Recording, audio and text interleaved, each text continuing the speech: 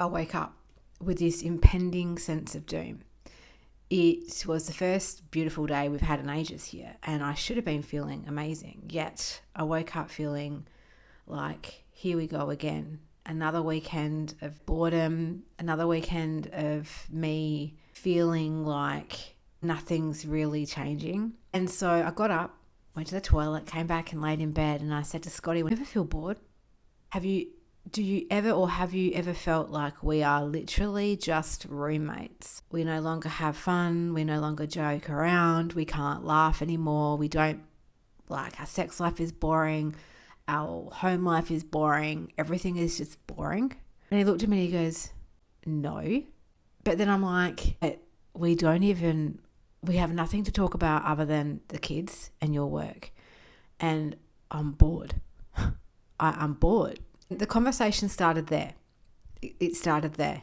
And I have developed the safety enough to have these conversations. Now, in the past, Scotty has been extremely defensive and is very, very judgmental straight away. Saturday, for some reason, I just sensed that he was more open. So I went in and I got a bit more curious.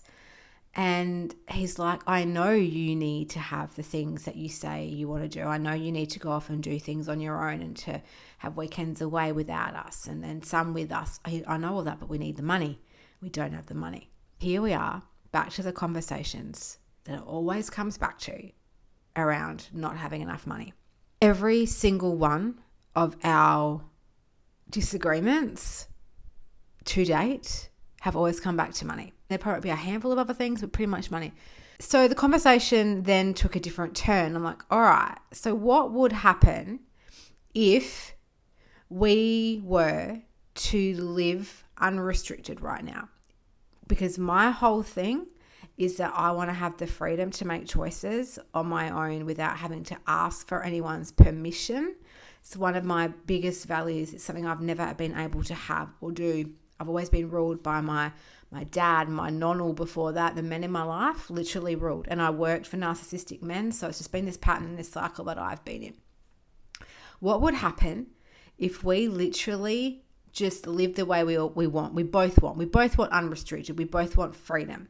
And he got quiet. And then he looked at me and he said, "We would be selling the house in 3 months. We'd be fucked." And I just went, wow.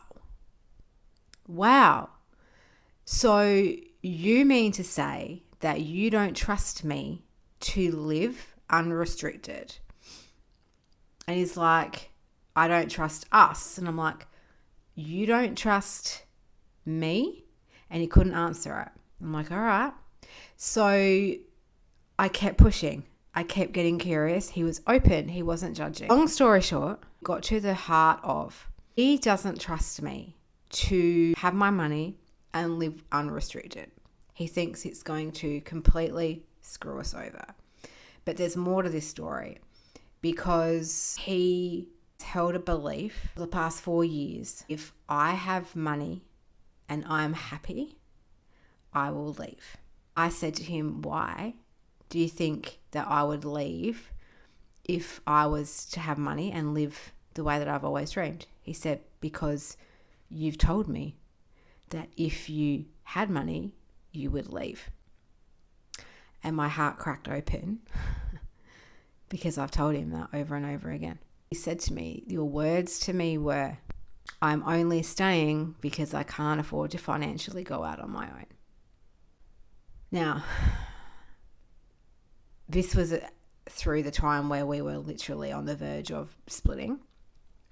But even so, I've repeated those conversations. Like, I've said that to him, even probably so much as 6 months ago. I've reminded him that the only reason I never did it was because I couldn't afford to. Now, he has his own set of money stories from his childhood, his upbringing, his family, which we've been working through. But this has deepened his fear and has deepened his resistance and has blocked us even more. Can you see where I'm going with this? So his fear that I would leave has literally kept us in an addictive loop to our struggle, because it keeps me here. It keeps me here in this house. As we continued talking about this, we got even deeper into it. And I said to him, you have changed. You are not the man who is carefree, who is relaxed anymore.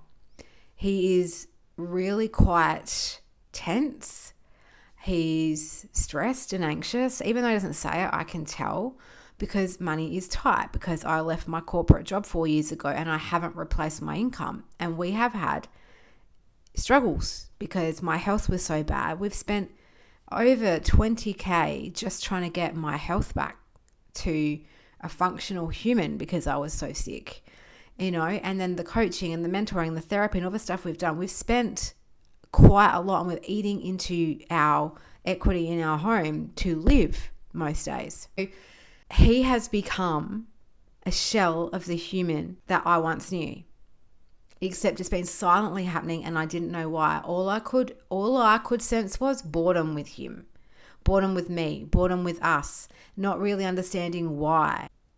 I've created the man he's turned into because of something I said and didn't realize I had said, and the story has stuck and therefore has created this constant addiction, feeding the loop of fear that we need the struggle in order for me to stay.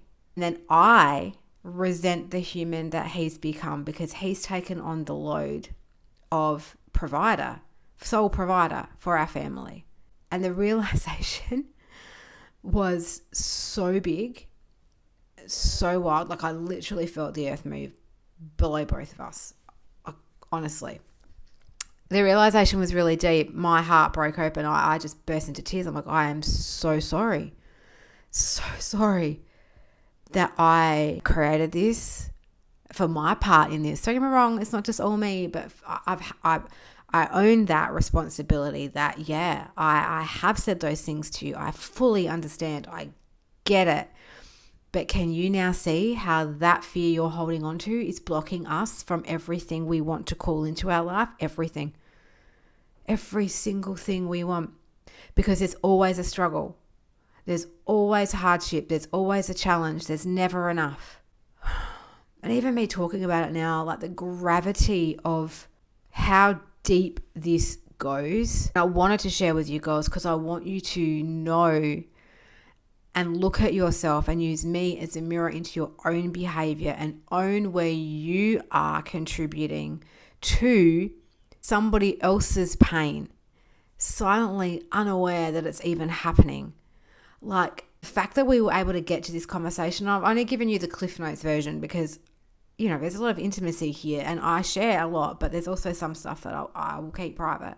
He was in a position for me on Saturday to walk him through that curiosity more than he ever has been, because I felt safe enough to have that conversation. Now, this has been 4 years in the making. Okay, this conversation has been 4 years. We have been over the same ground over and over and over again. And I want you to know that that's what it takes sometimes. It doesn't just happen and things just appear. It doesn't just get spoken about once and the change just happens. Everything's automatically shifting. Sometimes you have to keep at it. Sometimes you have to go back over the same ground. I mean, you would have heard mentors and coaches say this all over the place. I know I have. And I was like, yeah, whatever. You do. 4 years of going over the same conversation. Both of us, me not being happy. He said to me on Saturday, we keep coming back to the same statement. And he said, I don't think you want to be here. I still don't think you want to be here. And that was a bitter pill to swallow because I was like, I don't right now. I actually don't. And then we went deeper and we could start to figure out why I was feeling the way I was feeling about him. Clarity that dropped in was like a wrecking ball to my head. Also, on a side note, I'd gone to bed that night reading existential, you know what I'm trying to say? Existential kink. And I was at the chapter, unbeknownst to me that any of this was going on. I just started doing Coco's Wealthy Women Win series the day before. And I was reading How Not to Be Broke. That was the chapter that I landed on. That's what I went to bed with. How Not to Be Broke. And this is what I woke up with. And there was a sentence that he said in our conversation, and I went, oh my God. Oh my God. I reached over to my bedside table, I grabbed the book, I read him the paragraph, and it all just went, poof.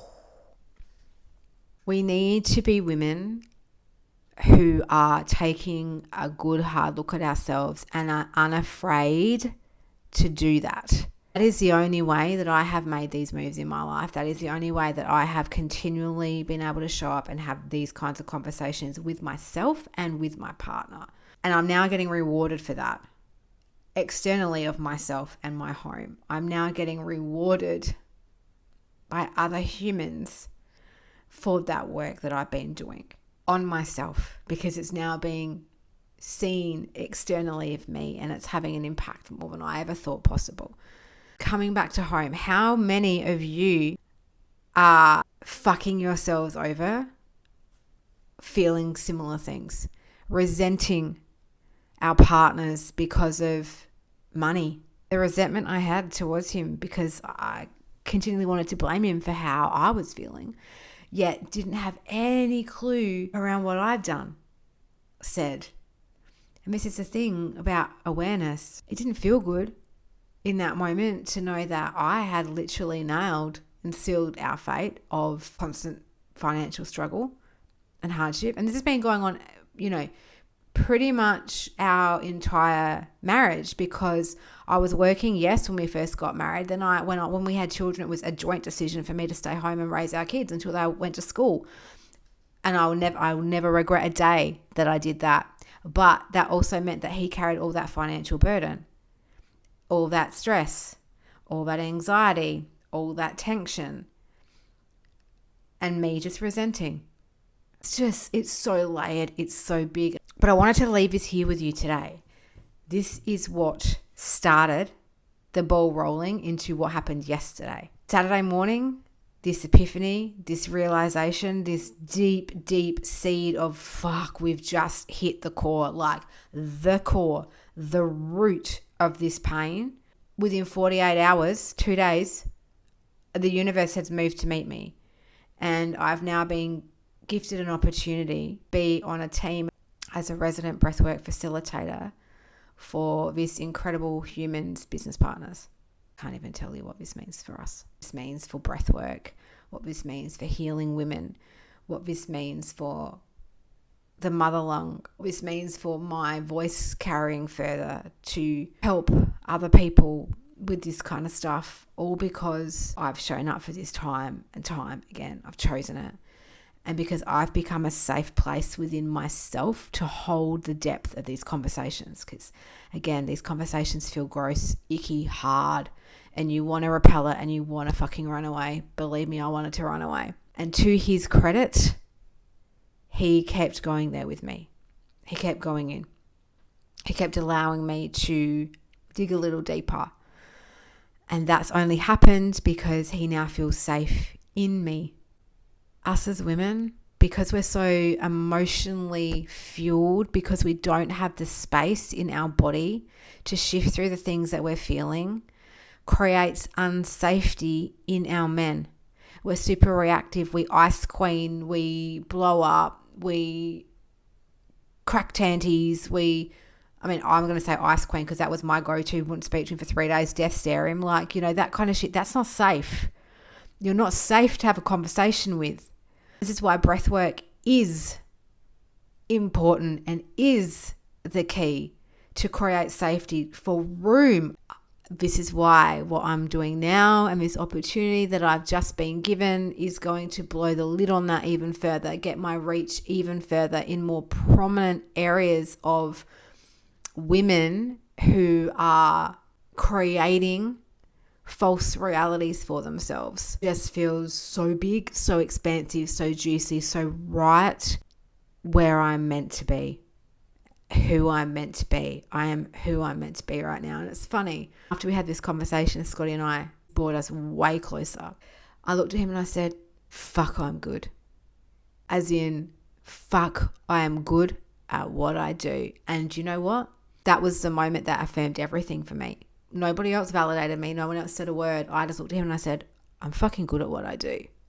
And he's like, Yep. Yep, you are. Everything changed. Everything. It's almost like there was a fucking big bang in the universe, and it's just like, there she is. There she is. That's my little insight and tip.